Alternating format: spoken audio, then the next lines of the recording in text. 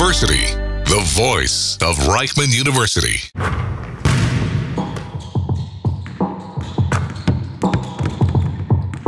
The Baseline. Stories from the court with Jonathan Rears and Mayor Cohen. We're back today, The Baseline, Season 3, Episode 10, with our guy from Herzliya, Daeshon Francis. Yes, sir. Thank you for coming in, man. Welcome. Thanks, you guys, for having me. Appreciate it. Show. Of course, we're ready to go. We're excited. As I was just saying before, it's every kind of player has come onto this show so far, which is great for us because we've had the full range. But you have guys who did every kind of journey: D1, D2, D3, JUCO, European players, and that's what we want to show on this podcast. That's what we want to show is how different everybody can be, and it doesn't matter your background or where you're from or what you've done, and that this league here is ready and it's open, and you could be here, you could be a great player, you could stay for a long time. So we're excited to have you on. Thank you, and everything's just insight into more players, which is what we want to do. Big time. Thank you guys for having me again, man. Let's get to it. So first of all, I like to start with a lot of times when I have to speak to guests, and I want to really know them when this kind of love of basketball happened. A lot of players, sometimes it's right away for them. They know when they're 6'11" in 7th grade, they know they're going to be playing basketball their whole life. But for you, when did it start in your family? Is basketball big in your family? At what point did you know it was something that you wanted to pursue seriously? So for basketball, I'm the first and only actual basketball player. So for me, it was 3. I would say age 3 when it started, and then by 4, 5, 6, I was already into the AAU travel basketball circuit. So that is 5 years old. So it started my trainer, LaSalle Thompson. It started off as a trainer, and then we started the AAU team. Bunch of young kids like PJ Thompson, Kendall Rollins, all my guys. And when we started the AAU, that shit just turned to every summer. So we were named Speece Indy Ice. It's a Speece team out of Indianapolis, Indiana.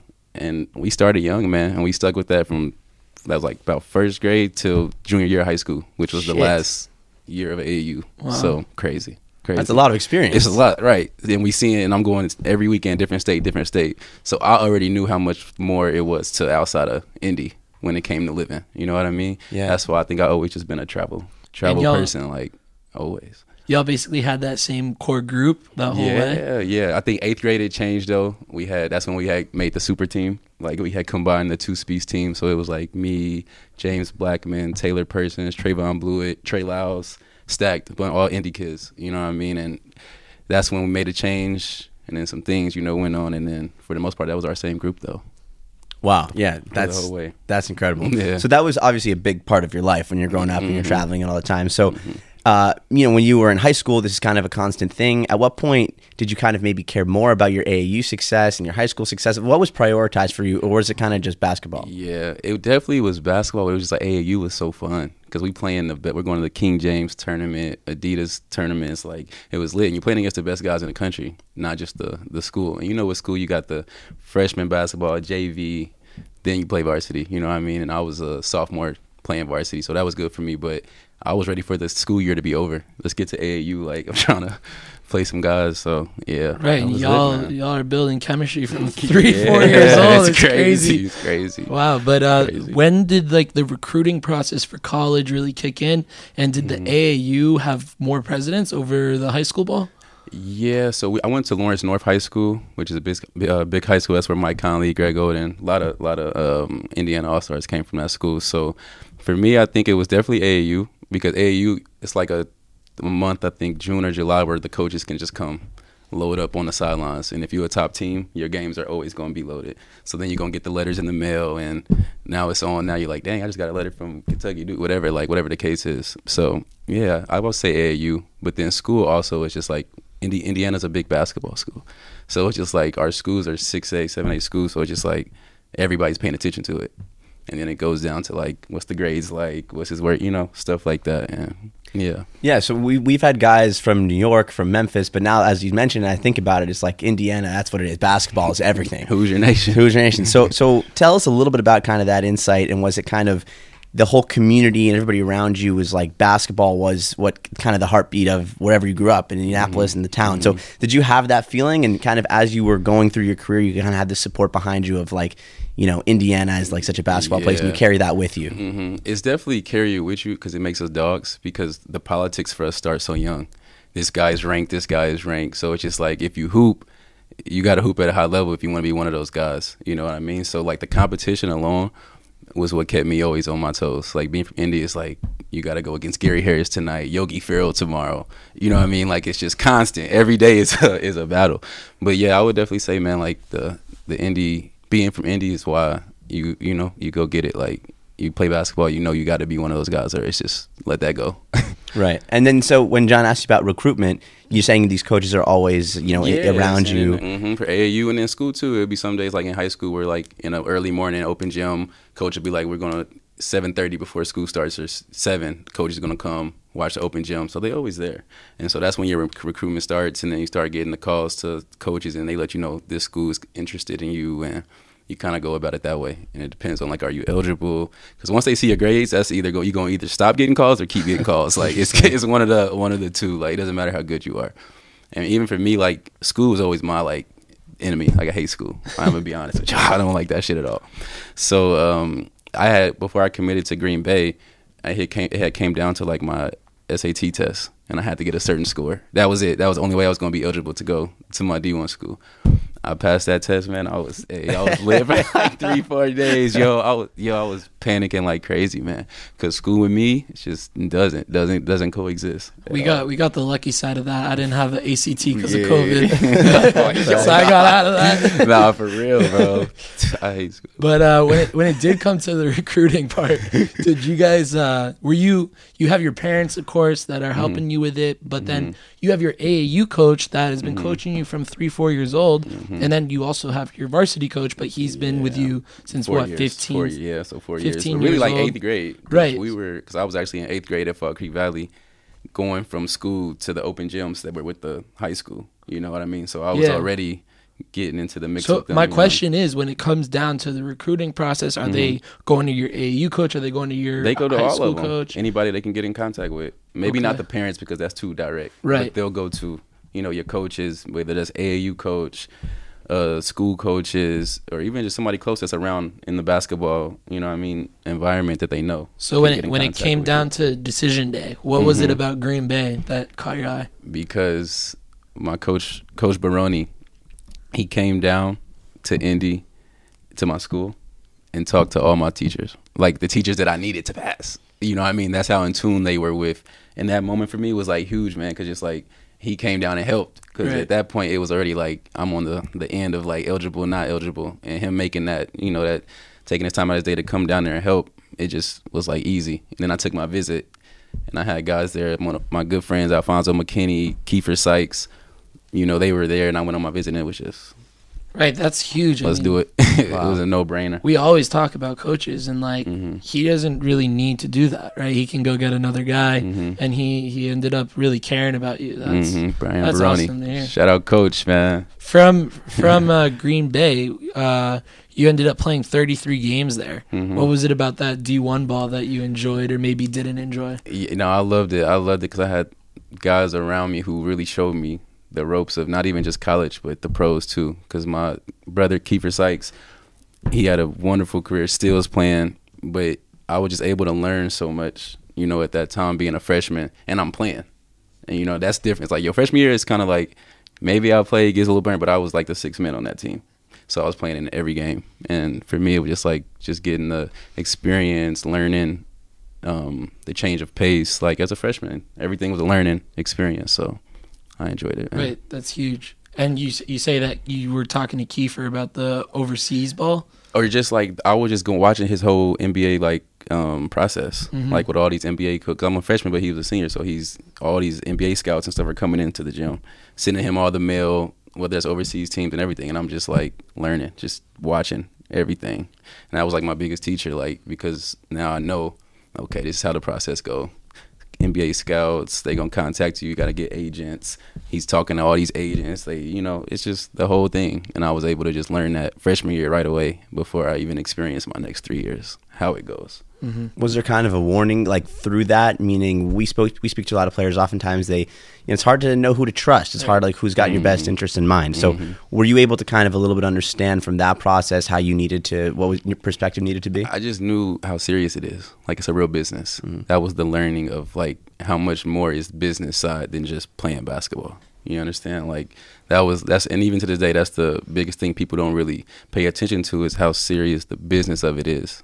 Oh, you hurt, you sick, next player in line, next call, next person on a flight to come take your job. Like, and it's just stuff like that where you gotta understand it's not just basketball, way deeper. Right, and you see that firsthand now.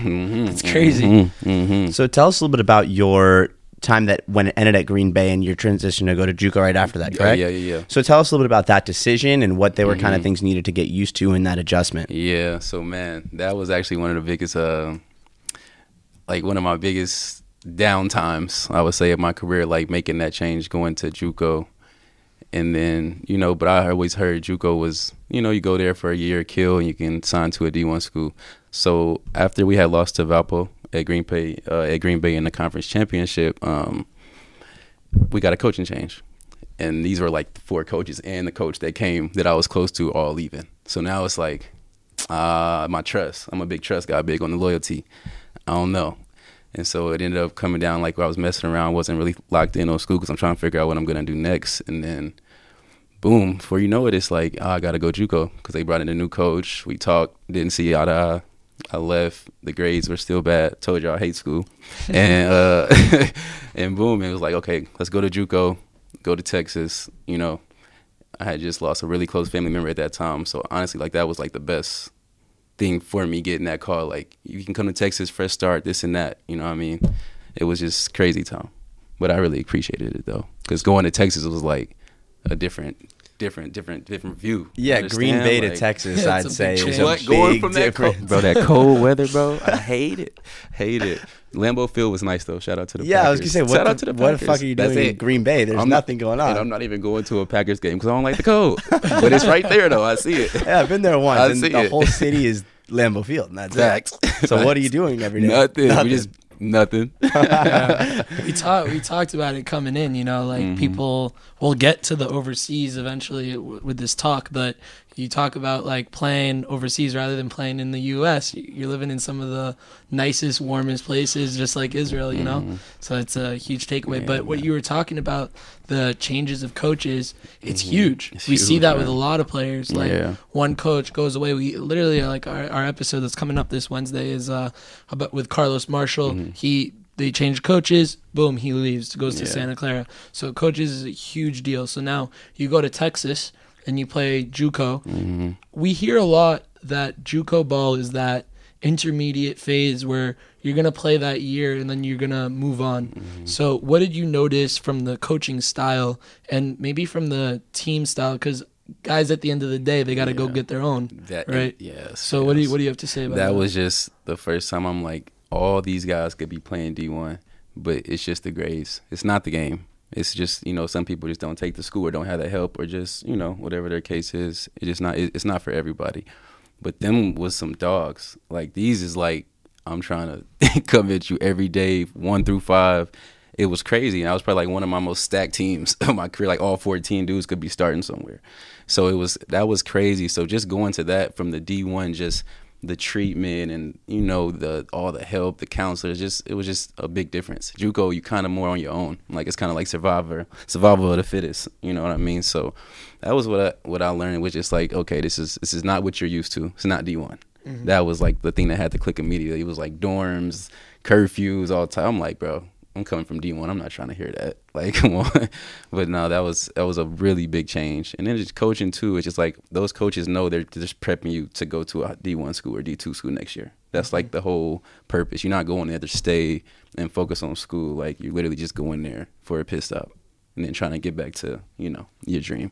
So what about the play style? Like were you kind of able to maybe work on some things that you weren't able to work on the D1 level because you had this JUCO experience? I mean, it was kind of the same. It was just like you trying to kill every day, but like my D1, like I said, I played as a freshman at all 33 games, so it was kind of different. Like I wasn't going there like, oh, now I'm free. Like I'm a like the Russell Westbrook up and down type of player, like defense first. So I was doing the same thing there, but it's just like have a purpose and I'm trying to just get here and leave. It was just that. Right. I don't know if you guys know, but like I don't know, like with the NIL now, do grades become a factor still? Good question. That's interesting. That's a good question, bro. I have no clue. Imagine all these guys who like they don't have the grades for it, but they can their skill level is much higher through the roof. Yeah. It's really interesting because they're not going to pay you. They're going to pay you 1.2 million, but no, your grades aren't good enough, so you can't come. Right. It's interesting. That's crazy. That's because I ain't heard nothing about grades. Right, it's crazy. But then going from Texas, you ended up signing for To a D2 school. Yeah, University of Texas Permian Basin, UTPB. Crazy time. So again, like this time when I went JUCO, so I went JUCO and then I originally committed to Stephen F. Austin. Right after they had made the tournament with Thomas Walkup, like this is the year after. So I'm like, geek, they made a big name for themselves. Some stuff happens with our coaches and like the school just started treating us a little different at this end of the year. You know what I mean? So again, I'm already not that person whose grades I was about to cut it short again, like right down the line. And so at this time, man, like this is when I found out like I couldn't go to Stephen F. Austin. So I ended up having to choose the D2 school. But I knew this coach, Andy Newman, love you, my guy. And I knew him because the school is right up the street from where my JUCO was. You understand? So it was like I seen him all the time, had a relationship. And my brother James McPherson had just committed there as well. But man, when I tell you guys, like this time, I felt like the most disappointed because being from Indy, like you feel like I gotta be D1. I gotta, you know what I mean? It's a certain thing you gotta live up to. And for me, I just felt this weight on me that was crazy. That was just like I let people down. This is how I truly feel. I never spoke on this, but I just felt like I let so many people down and like going to a D2, like nobody was gonna respect it and look different. You know what I mean? So that was just a crazy time for me. And when I went there, though, I accomplished more than I could have ever in my life. You know, back-to-back player of the years, All-American, top scorer in school history, graduated. You know what I mean? Like these were the things that I couldn't even asked for or thought about at another school. And it was just a blessing in disguise, you know? Those are huge achievements. Crazy. I mean, people talk about D1, but you got guys D2, you got guys D3 that are coming out here playing, making a couple mil. Like it's crazy. So that's amazing. That's a great accomplishment, man. Yeah, for sure. That's awesome. So what was it about kind of that style that allowed you to kind of break out and was just do what you like, did? If I want to stay locked in on this dream, it doesn't matter D1, D2, or JUCO. Nothing changes. You got to grind even harder now. But I've been the underdog my whole life. So it was really nothing new, but it was just now it's really something to prove. You understand? Like it was a totally different mindset. Like, and like I said, like I was accomplishing so much that those 2 seasons, like player of the week every week, stuff like that. Like, and it was just like, I can't complain, man. Like I'm gonna be okay. You understand? Like I didn't feel down anymore. Like that school had high praise for me. You know what I was doing. I was just having fun, man, and just staying down. That's what I do to this day, stay down. Right, and it sounds like the coaching staff and the staff there like really helped you with that. But I want to ask, D1, we talk about how they cater everything to you, right? Yeah. The facilities are insane. It's amazing. And then you go to JUCO, you got curfew, you got all this shit that you got to deal with. Facts, bro. Going to D2, what were like the facilities like? What was the treatment like over there? Our facility was actually like a college campus, though. Our school, it's actually really nice facilities now. We had a little bit more when it was still the trenches a little bit, but now like UTB is super nice school. But yeah, the facilities was different, man. You know, you got the small training rooms. We had the recovery ice baths and stuff, but it's just D1 is just next level. It's just what it is. So it kind of like it keeps that chip on your shoulder though. And I feel like that's a lot of the difference between a lot of guys who come from D1 or D2 because you're used to getting everything. When you go D2, you got to work a little bit harder to get what you want. You understand? So I always appreciated getting the best of the D1, the JUCO, and the D2.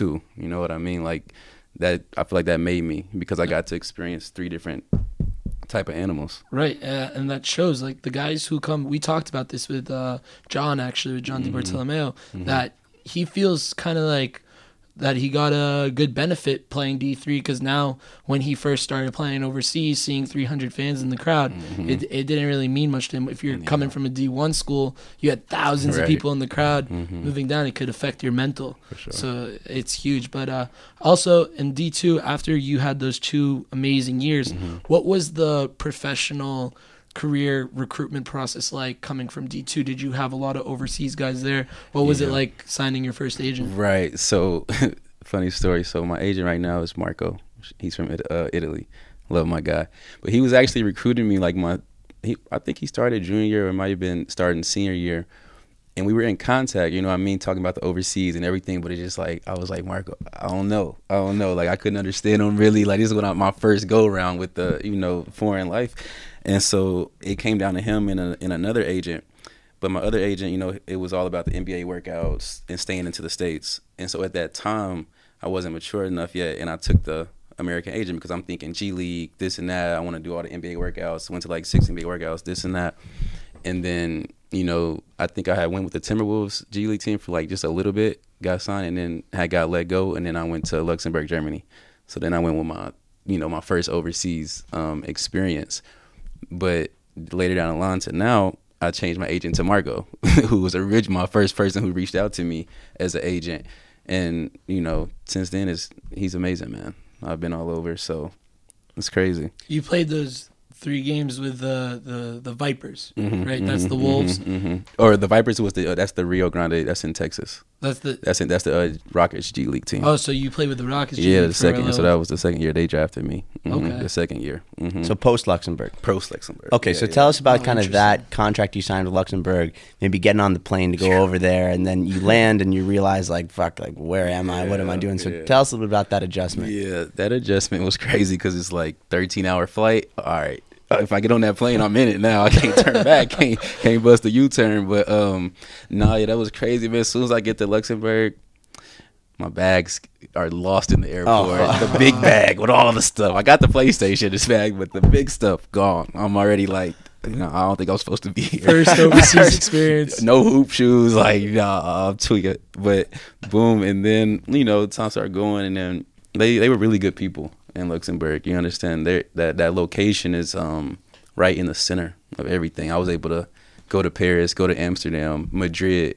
And I'm young, though. It's my first year overseas, so I was seeing everything my first year to where immediately I knew, like, this is what I want.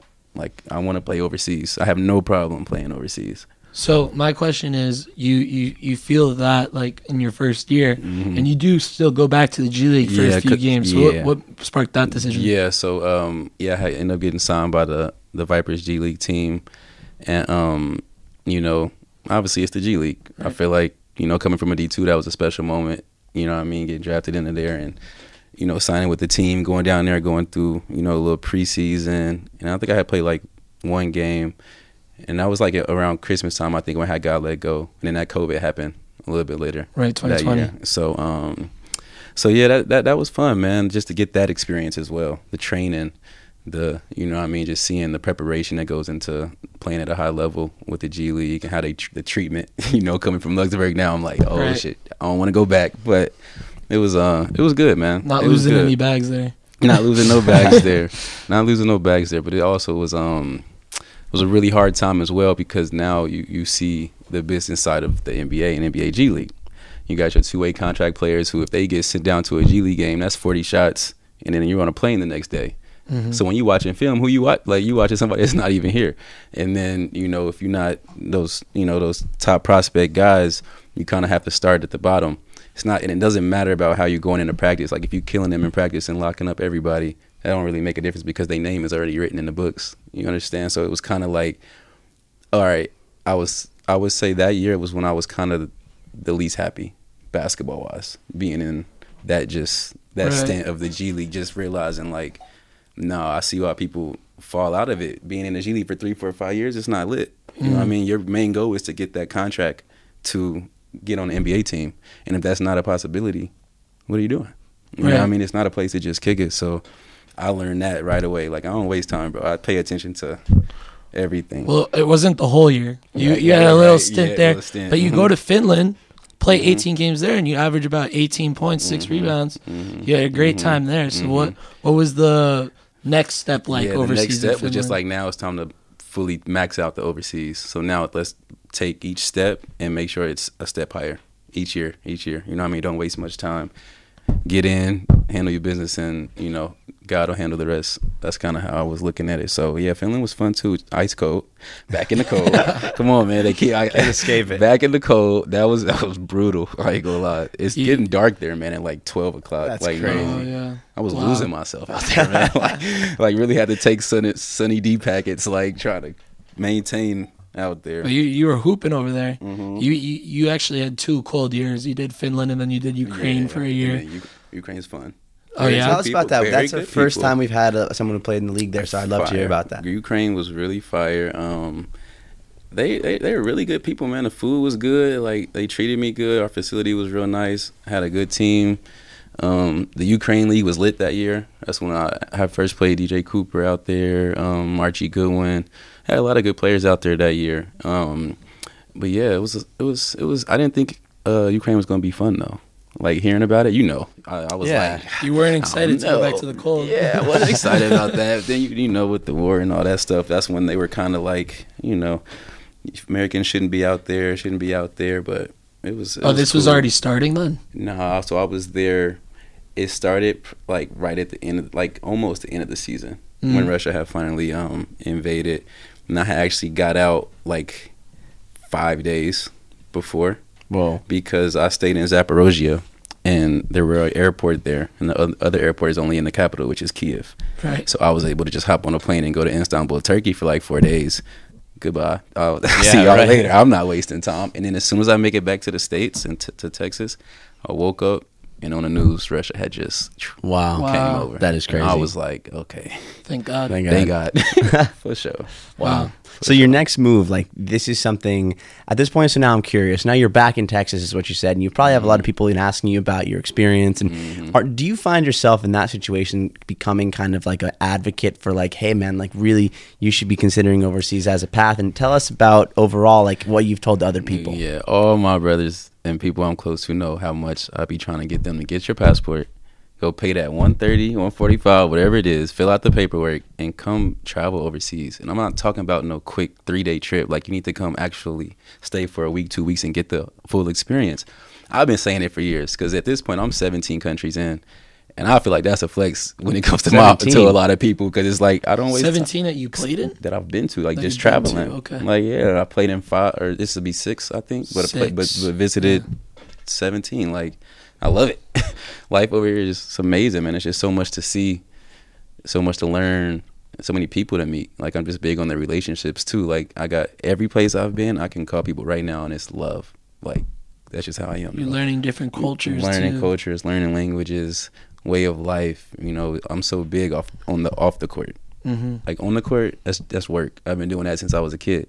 But can you survive off the court and not just be that guy who's sitting in the crib playing video games all day? There's nothing wrong with it, but I'm outside. I like to go get some experiences, and Right. Where were you able to find that so far in your career, like, culture wise? It's like something comfortable, and you also discovered stuff you didn't think you would discover about a place. Sicily. Yeah, Italy. really? I love those people, man. In Italy. Como stai? Miss you guys, all that. How y'all doing? Look, I love Italy, man. Those people are the most amazing people I've ever been around. Prego. They hit you with the actually hit you with the chow, double kiss, mwah, mwah. What we doing? You know what I mean? Like, Italy, man, that was just a real special time too, because that was just like, you guys are just people I could be around forever. You know what I mean? Like, they take care of you without wanting anything from you. You understand? Like, that was a very special time too. I loved Italy. Ain't gonna lie. Italy's great. And then you played there for 23 games. You spent the whole season there. Went to Estonia, Latvia. How was that? Back in the cold. See what's going on here, man. Going back and forth. Back to the cold. Oh man, Latvia. Oh, that was I love you guys too, but that was my least favorite time off the court. It was nothing to do. I was in the Ventspils. That's not even Riga. It's not the capital. I was going through it, man. Like, it was tough. It was tough. Like, no way to escape just the gym. It was just straight basketball. He's there with you played with Ishmael El-Amin there. Ski. Yeah. Yeah. So he came to Israel. We both did. Right. So we were Were you teammates guys last year. speaking about this at the same time? No, or- we didn't speak, but we both had the same goal last year. Like, that's my brother. Like, we were like, this is a piss stop. You know what I mean? Like, that's my guy. But yeah, we handled business there in Latvia, and it was special to see that we both came here to Israel at the same time. I was gonna ask, while you're like exploring all these different countries, is Israel like on the map? Are people talking about it? Like, are you guys kind of have that goal? Israel, it for me, it became a goal a little bit later, because I seen they were giving out bags out here, and I heard more than anything, like, the lifestyle off the court is the most like home. that you're gonna feel everywhere. That's all I hear about Israel is that when Americans come here, they do not leave because of the lifestyle, and I'm a witness to that now. And yeah, Israel. Can't speak more about it. Can't speak more about it. Israel's love, man. Love this place. That's amazing. So tell us a little bit about the kind of different coaching you experience in different places, because we're always super curious to hear that. Obviously, for you who had this kind of path within the States and then also in Europe. So what place stood out as kind of you arrive and what they're talking is like you can't even believe this is like a method of coaching? Are there certain places that you had great coaches that stood out to you and some places where you felt like you could have been the head coach? Yeah, facts. That's crazy. Yeah, I don't know. I've actually always had the blessing to have good coaches. I think Ukraine and here are the first teams that I had a first year coach. Like this is their first year, so they're learning. You know what I mean? You can't hold them to the same standard as the veteran coaches or coaches who are years in. And you know, like Latvia and Italy, those coaches had like real methods, like guaranteed plays we're going to score on, putting their have a system that's like it's tough to beat. You know what I mean? So those were high level coaches. And then even in high school, I had my coach Jack Kiefer. If you look him up, legend, and he taught us a lot, like before even going to college. So I had like that knowledge of like good coaches. And then Green Bay, good coach. Texas, Andy Newman's a great coach. Yeah, I've always had good coaches, man. Just kind of depends on how experienced are they. So talking about coaching, coming here in Herzliya, it was a little bit interesting. You could talk about it a little bit, like what the process was like. You came on a 3-month contract, and players are in and out all season long. Yeah. So why don't you talk about that? Yeah. So, you know, the original thing was I was signing with Herzliya for a 3-month contract when my brother X had got hurt. And it's supposed to just be a 3-month contract, you know, come in, hopefully you can go to a higher team level, whatever. But in my mind, I'm going to be honest, I'm coming here to stay. I'm not coming for a 3-month contract. So, you know, that was my goal coming in. And this was the most different situation for me because I've played everywhere, 30-minute player, like everywhere I've been pretty much. So this was a different situation, just not having that consistency. You know what I mean? Like not knowing what games I was going to play in. And I ended up playing 18 or 26, which is still good, but it was still that period of like not playing was really hard. Because like I don't like watching basketball. I told you guys I really don't. Like watching is like very hard for me. So this was like very different. But you know my goal and my mindset was gonna keep me. Right, because you talk about not playing, but like it's only when you're not suited. Because when you're suited, you are playing. Yeah. Right, facts, you're averaging 22 minutes, 23 minutes a game. Facts. So when you are playing, you're playing a lot. But when when I wasn't, it was just like that was really hard because it was like 3 games. It could be 2-3 games in a row. So to like bounce back, you know, when you're about to play. So let's say we sit out for 2 games. The 3rd game, if I'm playing, like mentally you want to just kill right away, but you also haven't played in 2 games. The practice reps are nothing like the game. Right. You understand? So like mentally, I would say that was just the battle this year, like staying ready mentally, but also just like going with the flow, like game time, like not trying to force and do too much because the energy is just so rapid. But so at what point with a healthy team do you know if you're actually playing or not? The morning of the game, 10 a.m. It's crazy. Shoot around at 10:30. He's like, all right, these are the players who are suited. Right at the shoot around. I'm signing. I didn't sign you today.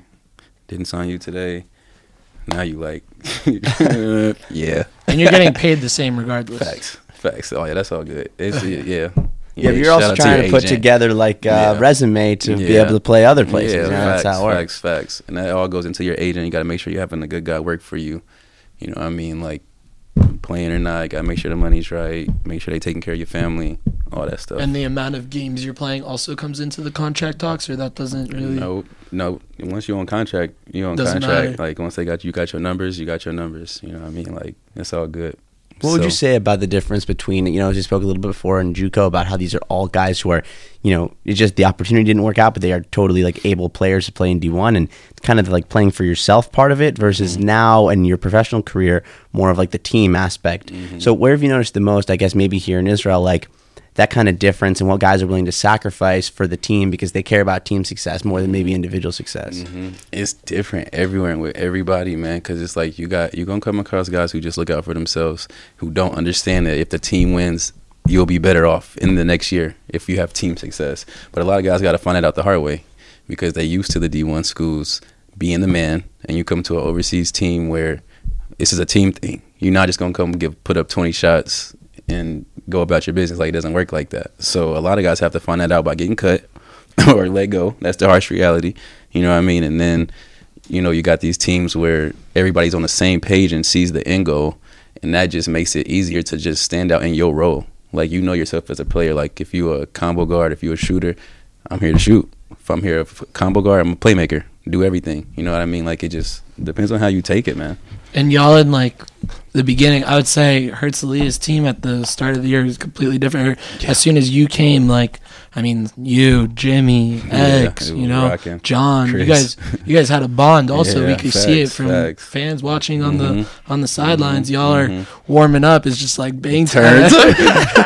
you guys, we was crazy. Rocking, man. So for how at like playoffs are about to start. And now the whole entire team's different.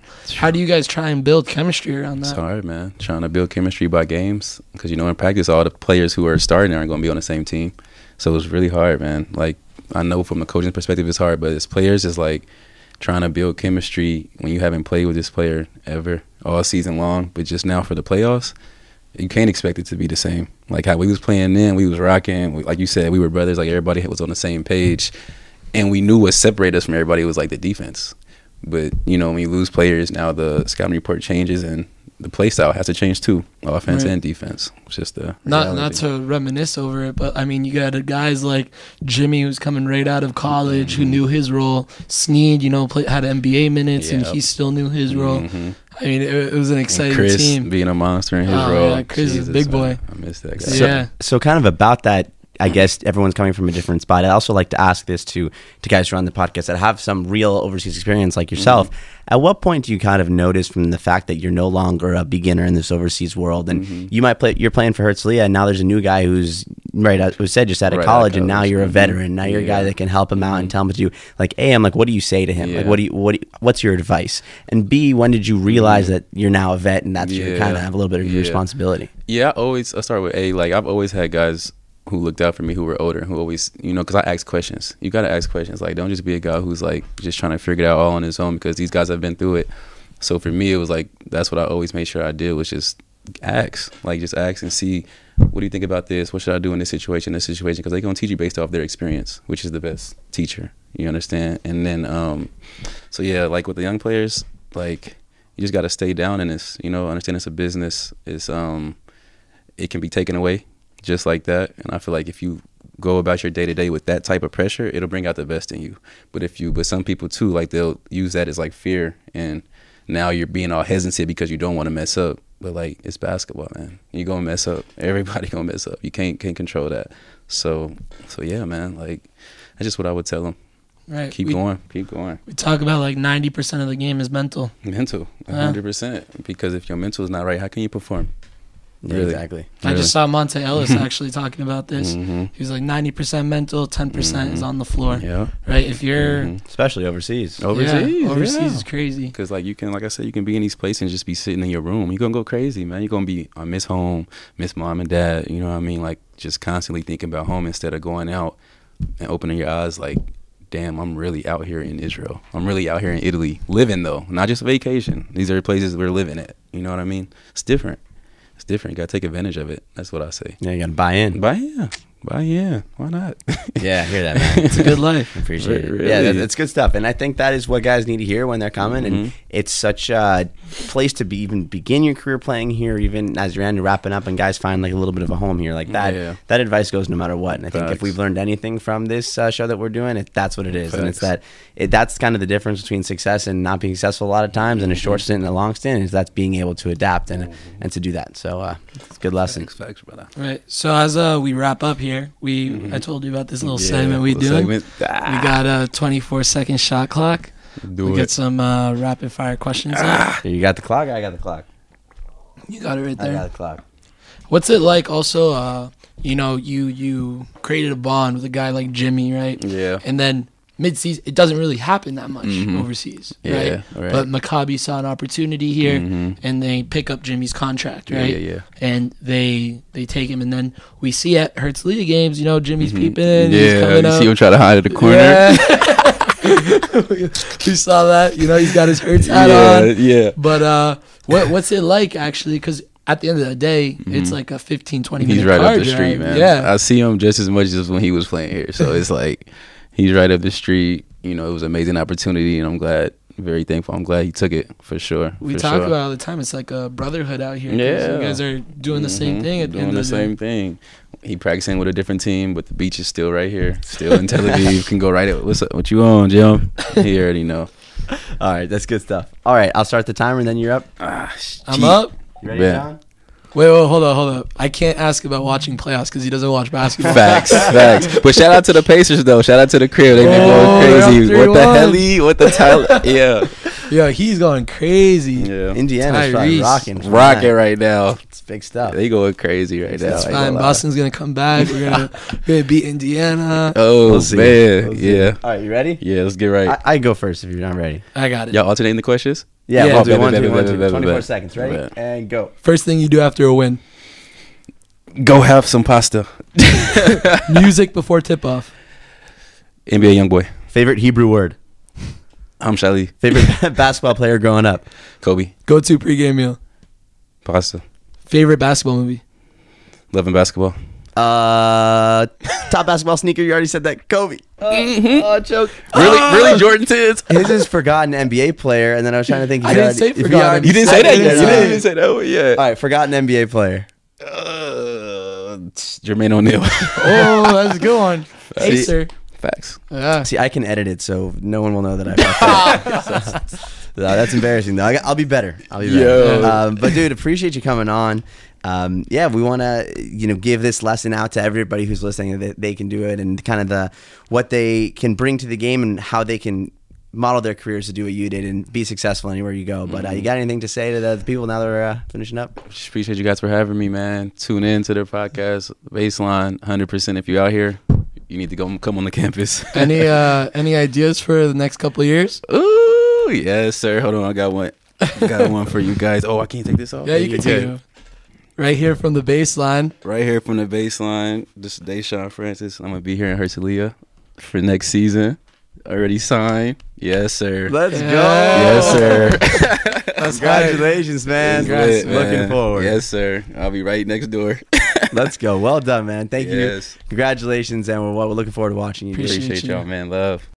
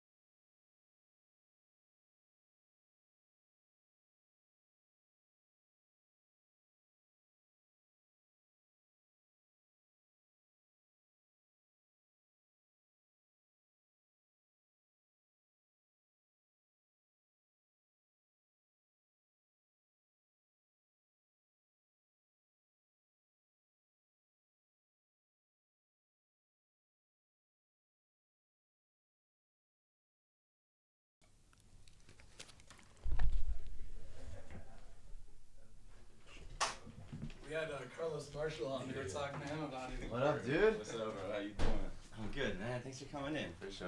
I'm there. Nice to meet you, brother. He was just talking to Jimmy before this. Oh, really? Yeah. Brother. Jimmy had to let him know. Little dude, brother, man. man. Yeah, he's crazy. My little bro. Yeah, man. They just advanced, no? Yep. Mm-hmm. Yeah, man. Mm-hmm. Are you going to those games? Uh-uh. No. I don't like watching basketball, bro. Keep it honest with you. Oh, fuck. I got Tomer's wallet. 1 second. Let me give it back to him. Yeah, so we're boys with Rel too. Real? Yeah. Mm-hmm. Mm-hmm. Yeah, Has seeing he y'all do a been good getting. job, or is he annoying? Honestly. Who? Bro. Hey, he doing a good job, man. We'll give him a hard time. Yeah. Yeah, man. You talk with Amit before this, or you don't Amit- have to talk to him? Amit The our CEO or whatever, like, yeah. with the guy. Yeah. I had talked to him just because, like, between me and you, I had signed already for 2 years, but Okay. I can't announce it yet. Yeah, yeah, So I yeah, had yeah. called him about that. Literally, that was So the you're only thing I staying? called him. Yeah, I'm staying. Oh, yes, Yeah. sir. But I called him because I was like, can I announce it? Because this would have been ideal to, you know what I mean? Be like, I'm Right. staying here for 2 years. I knew y'all would maybe ask, but he was like, nah, just not yet. But like, I signed my contract like 3 days ago, Sick. so I'm here, bro. I missed the first part, but it hurts Leah. Yeah. Personally, yeah, bro. I love this shit. 2 man. years starting next year. Yeah, so it's like a year plus one with the I team wonder option. It's if like the we same can thing. record it, And not then- post it. Right. And I'm that'd gonna be call him real quick. I'm gonna see what Yeah. he says. Mm-hmm. That's awesome, man. For sure, bro. That's I congratulations, love it. first of all. Bro. Appreciate it. I love That's it out here, legit, man. dude. There's love here. Yeah, It's you nothing like like- they got you set up well. Yeah, I'm right on the beach. I live right on the beach. That's I can't unreal. complain. Like you're actually by the beach. They have you literally too. right on it. Yeah, I got me- those apartments. It's called like Sea View. It's like right in front of those tennis courts. Oh, so you're right actually right on the on the beach. beach. That's all it's bro. That's sick. You get that type of experience. It's like I can't even see Yeah, myself man. going Like they somewhere have a else, couple man. of these teams like Herzliya, which is like, you know, you have the Maccabees and like Herzliya is like I guess Mhm. one tier below. But then you like guys are playing in a Fulo, which is in the middle of like Okay. butt fucking. We wouldn't nowhere. post it until you It's guys like, announced if it. you could be on the Right, beach, it's right, not bro. nice. It's like I can't. It set the bar so high for other real, countries yeah, and it other does. places. Like Yeah. you waking up, this is the. But you know, man, when Americans come here to Whatever Israel, I you see think, why 'cause they we stay. can keep it out Yeah. I see why they stay. Yeah. Come on, man. No, guys are just like it's Miami. It's No, like so I mean, Little if you're playing Miami. in Tel Aviv, Post that's the what they say. They episode, say it's like and we Miami. cut that part out. But it's like each place is like different, unique. But that's what I said. Like if I'm a player here Mm-hmm. But we and I'm only not post with that once you like say it. either a Pole or Maccabi, it's like why would you not want Why to be would you? fucking Yeah. Sounds Because good. some of the spots are in like shitty. They're places. shitty. What? Like I couldn't do it. Okay, I so couldn't do this it. is what we're gonna do. We're gonna record the episode. Mm-hmm. At the end of every episode, we do like a shot clock segment.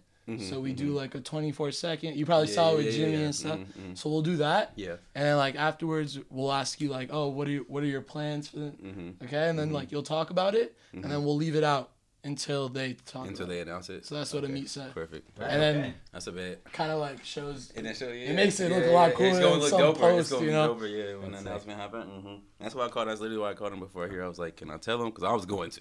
I was going to fuck it. But admit, be like, "Yo, wait." I got the confirmation. It's So like that's picking good. your college. It's like the college Mhm, announcements. Like I'm mhm. committed to university.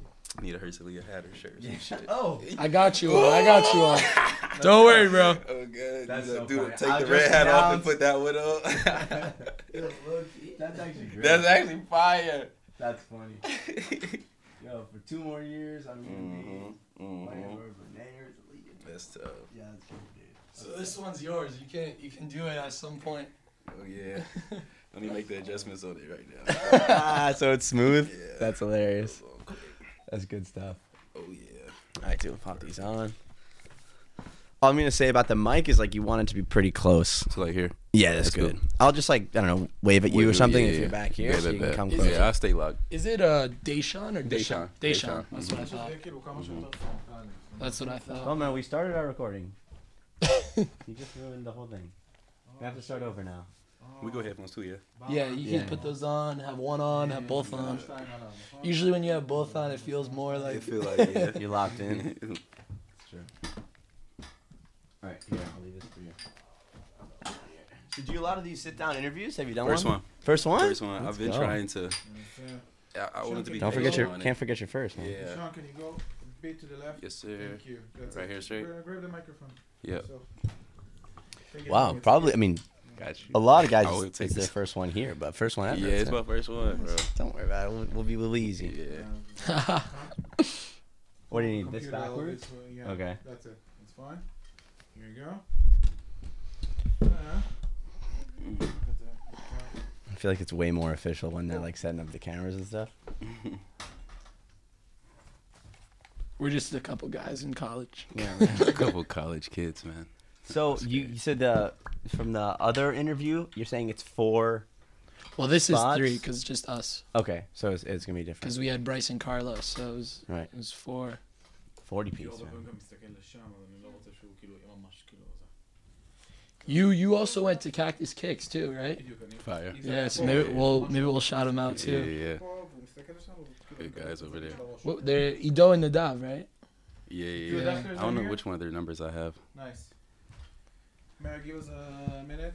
Okay, no worries, man. Got you. Bean bow. How many years Huh? did you play D2 ball? Not worried, like. No, not worried. 3 years. So yeah, it was Green Bay, and I went JUCO for my JUCO, second year, okay. and then D2 was 3rd and 4th, and I ran that shit up there. So it was like, yeah. That's the big thing too, bro. I'm one of those D2 breeds, so it's like it's a different perspective. You know what I mean? Yeah. I had had one of all of those. my close Mhm. friends from Boston. I'm from Boston. Mhm. He went to Adelphi, Mhm. so he loved it out there. Yeah. They got some hoopers over there. Yeah, it's just different, man. You got the D1 breeds, and then you got the JUCOs, and it's just all 3 different levels. But I feel like it's special that I got to experience all 3 What's the difference with the NIA? with the NIA. Oh, Some like people those talk type- about it, but I'm not really familiar with so much. I'm of really it. not either because my Yeah. school wasn't an NIA school. It's kind of like Like different conference, Yeah, it's maybe? like yeah, Yo. it's not D3 though. I don't know what it is. The NIA? I think it's like separate or some shit. I don't know. Yeah, It's funny. Here we've had guys D3, D2, Yep. D1, some guys Europeans. It's crazy. I think that's what we do. Like it's like every Freddie. guy has their own. Freddie and Mhm. friends. Every guy has their own story, and Frenchman. like every guy is so unique, and that's kind of what we highlight on this show, Yeah, facts. which is, makes it Yeah, I dope. would turn up the volume. Yeah, we'll make it good. Tell us when we're ready. Wow. So X is gone. Yeah, they sent my brother home, man. He playing any summer ball? You know. I don't know. I mean, his whole thing, man. He just wanted to get an MRI, and they just didn't want to do it. Really? Business side of it. Because they would have had to pay for it. Yeah, but I'm sure y'all know we got people where you can just walk in. We walk right. If something's wrong, we go right into the doctor. See you quick, and you could have had the results back super quick, just like what they did with Eton. But even with Eton, like he just found out he tore like 6 ligaments. Shit. So he's out for the season. But originally they were just like ankle sprain, Tylenol, Advil. You good? Are you for real? That's Yeah. crazy. Come on, bro. This shit's crazy. And so X, it was kind of like similar, but he just was standing his ground, like just give me an MRI, because he was practicing every day, and we had a little scrimmage against Ramadan, and he played first game in a while, so it was okay, but he just wanted an MRI. It could have been simple. Y'all have these scrimmages with like no fans and stuff. Yeah, it was like it was after the season had ended, so right before the first playoff game. Because there's like a big window there. Yeah, just get a little up and down. Wow, that's crazy as a player that they're not going to check you out because they don't want to. Come on, That's no way. That's simple. no way to treat a Because player. he just wanted to make sure he was like to see where he was at, and the MRI is the only thing that can give you that view. You know what I mean? So Okay. Thank you. yeah. Wow, that's insane. Crazy, That's brother. shitty. This is episode 10, I believe. Yes, you're right. We got to start a new season soon. It's hard to keep Yeah. track. Huh? All right. Is the volume all good? Let me hook it up. Make sure that shit's blasting. All right, we're good, dude. We got people telling us. Yeah, be some too low. listeners are like, Yeah. whatever. You know, we get You good gotta feedback. Is take good that though. constructive criticism For sure. For real. Yeah, That's yeah. big. That's gonna take y'all a long way. Seriously. Hey, at least we know Relax. people are listening. Did ass. when someone said that, I You was can't like, listen oh to my everybody God. though. Some people just be hating, so it's like. But That's the other, true. some people be like, maybe just crank that up a little. We haven't bit. got our Yeah. first hate comment yet. For but real? Yeah, it's not yet. coming. It's coming. We'll get it. It's coming. It's As soon as we talk about Israel a little more. Yeah, for sure. That's what. Yeah, when you get into the like the politics, all that. As soon as you get that over. first free Palestine comment, you know you made it. Yeah. That's gonna be a big day for us. No, for sure. All right, let's get started. Is my mic is good? Yeah, you're good. I can All hear you. right, sounds good. All right,